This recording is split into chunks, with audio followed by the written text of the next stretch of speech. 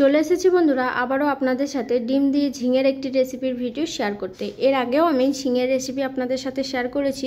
আজ আমি ডিম দিয়ে ঝিঙের একটি রেসিপি শেয়ার করব, তাই পুরো রেসিপির ভিডিওটা দেখার জন্য অনুরোধ রইল। একদম নতুন একটি রেসিপির ভিডিও আপনাদের সাথে শেয়ার করতে চলেছি, শেষ পর্যন্ত দেখুন, আশা করছি ভালো লাগবে।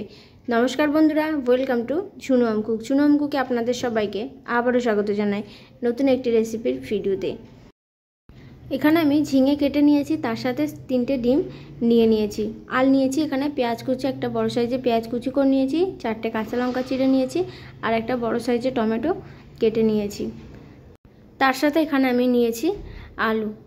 ডিম দিয়ে ঝিঙে রেসিপি বানানোর জন্য ডিম ঝিঙে নিয়েছি, তার সাথে আমি আলু দিচ্ছি। আপনারা চাইলে আলুটাকে স্কিপ করে দিতে পারেন। এখানে একটা বড় সাইজের আলু একটু পাতলা পাতলা করে কেটে নিয়েছি। চলুন তাহলে দেরি না করে রেসিপিটা শুরু করি।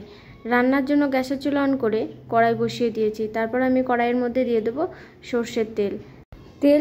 তেল ভালো করে গরম করে নিয়েছি। তারপরে 3টে ডিম আমি হলুদ এবং লবণ দিয়ে ফেটিয়ে নিয়ে কড়াইয়ের মধ্যে দিয়ে দিলাম। এবার ঢাকনা চাপা দিয়ে লো ফ্লেমে কিছুক্ষণ রেখে দেবো। কিছুক্ষণ পর আমি ঢাকনা খুলে এবার নিচের দিকটা ভাজা হয়ে গেছে, ওপর দিকটা উল্টে ভেজে নেব।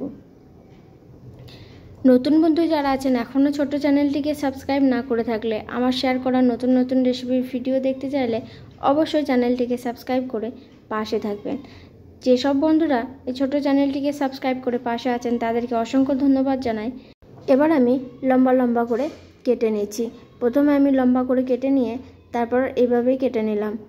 একটু বড় সাইজ রেখেছি, আপনারা চাইলে সাইজটা একটু ছোটও করে নিতে পারেন। 2 পিস ডিমটাকে খুব ভালো করে ভেজে নিয়েছি, এবার পাশে তুলে রাখবো।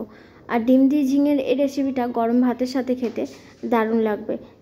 আর ডিম দিয়ে ঝিঙের এই রেসিপিটা একদম আমি আমার মতো করে বানাচ্ছি বন্ধুরা, বাড়িতে একদিন অবশ্যই বানিয়ে খেয়ে দেখবেন, আশা করছি আপনাদের ভালো লাগবে। একদম নতুন একটি রেসিপির ভিডিও শেয়ার করব।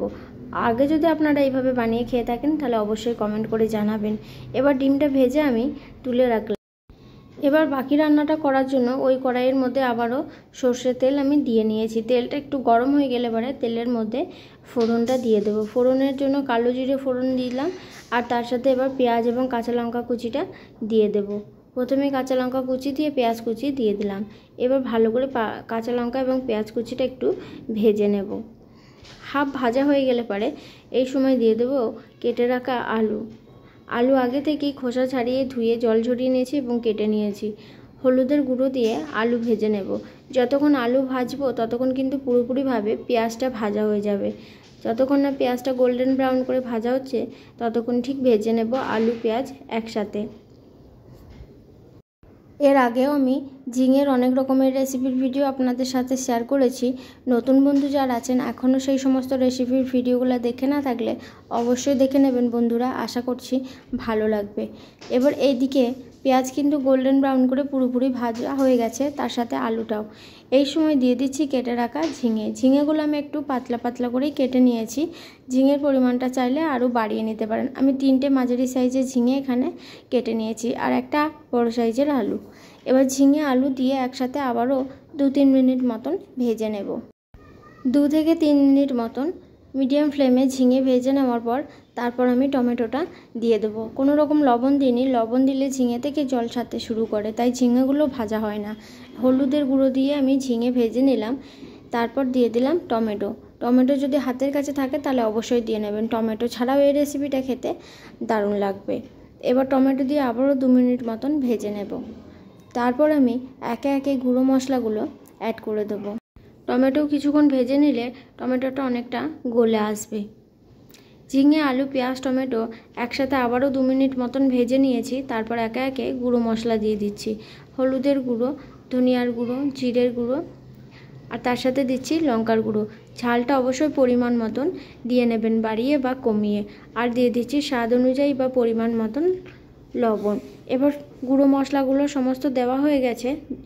এবার মশলাটা কিছুক্ষণ কষিয়ে নিচ্ছি। গ্যাসের ফ্লেমটা লো টু মিডিয়ামে রেখে 2-3 মিনিট মতন কষে নেব। সামান্য পরিমাণে জলও আমি তার সঙ্গে দিয়ে নেব, যাতে কড়াইয়ের গায়ে মশলাটা লেগে পুড়ে না যায়। এবার লো ফ্লেমে কিছুক্ষণ ঢাকনা চাপা দিয়ে রেখে দেব। তার আগে ভালো করে নেড়ে নিচ্ছি। ঝিঙে আলু পেঁয়াজ টমেটো সব কিছু ভালো করে মশলার সাথে নেড়ে নিয়েছি। এবার ঢাকনা চাপা দিয়ে কিছুক্ষণ রেখে দিলাম। তারপর কিছুক্ষণ পর ঢাকনা খুলে এবার দিয়ে দিচ্ছি সামান্য আদা এবং রসুন বাটা, 1 চামচেরও কম। আদা রসুন বাটা দিয়ে মশলার সাথে ভালো করে আবারও কষিয়ে নিচ্ছি 2 থেকে 3 মিনিট মতন। মশলাটা একদম শুকনো শুকনো হয়ে গেলে পরে তারপর সিদ্ধ হওয়ার জন্য জল দিয়ে দেব। আর মশলা কষানোর জন্য আবারও আমি ঢাকনা চাপা দিয়ে দিচ্ছি। একটা থালা চাপা দিয়ে দিলাম লো ফ্লেমে। কিছুক্ষণ পর আমি ঢাকনা খুলে নিচ্ছি। ঢাকনা খুলে আবারও কিছুক্ষণ কষে নিচ্ছি। এবার কিন্তু পুরোপুরিভাবে আদা রসুনের গন্ধটা চলে গেলে এবং মশলাটা শুকনো শুকনো হয়ে যাবে, তারপর আমি সিদ্ধ হওয়ার জন্য জল দিয়ে দেব। এখানে পরিমাণ মতন জল নিয়ে নিয়েছি, একটু জলের পরিমাণটা বেশি দিয়েছি। তারপর ভালো করে ফুটিয়ে নেব। ঝোলটা ভালো করে ফুটে এলে এবার ভেজে রাখা ডিমের টুকরোগুলোকে দিয়ে দেব। তারপর লো টু মিডিয়াম ফ্লেমে 5-6 মিনিট মতন ফুটিয়ে নেব। তাহলে কিন্তু পুরোপুরিভাবেই সিদ্ধ হয়ে যাবে ঝিঙে এবং আলু। আর এই যে ডিমের বড়াগুলো দেওয়ার পরে কিন্তু ভালো করে ঝোলের সাথে মিশিয়ে নেব, তাহলে দারুণ সুন্দর একটা ঝোল থেকে সুগন্ধ বেরিয়ে আসবে। আর গরম ভাতের সাথে খেতে কিন্তু দারুণ লাগবে। শেষ পর্যন্ত রেসিপিটা দেখার পর ভালো লাগলে অবশ্যই একটা লাইক করবেন। নতুন বন্ধু চ্যানেলটিকে সাবস্ক্রাইব না করে থাকলে অবশ্যই সাবস্ক্রাইব করে পাশে থাকবেন পরবর্তী রেসিপির ভিডিও দেখতে চাইলে। এবার আমি 4 থেকে 5 মিনিট পর ঢাকনাটা খুলে নিলাম। ঢাকনা খুলে এবার আলু চেক করে নিচ্ছি। মোটামুটি আলু সিদ্ধ হয়ে গেছে। ঢাকনা খুলে আবারও কিছুক্ষণ ফুটিয়ে নিয়ে গ্যাসের ফ্লেমটা বন্ধ করে দেব। আশা করছি বন্ধুরা ঝিঙে দিয়ে ডিমের এই রেসিপিটা আপনাদের ভালো লেগেছে। তাই ভালো লাগলে অবশ্যই লাইক কমেন্ট শেয়ার করতে ভুলবেন না। আজকের মতন এখানেই শেষ করছি বন্ধুরা। দেখা হবে পরবর্তী আবার কোনো রেসিপির ভিডিওতে। ততক্ষণ সবাই সুস্থ থাকুন, ভালো থাকুন। শেষ পর্যন্ত রেসিপির ভিডিওটা দেখার জন্য অসংখ্য ধন্যবাদ। Thanks for watching.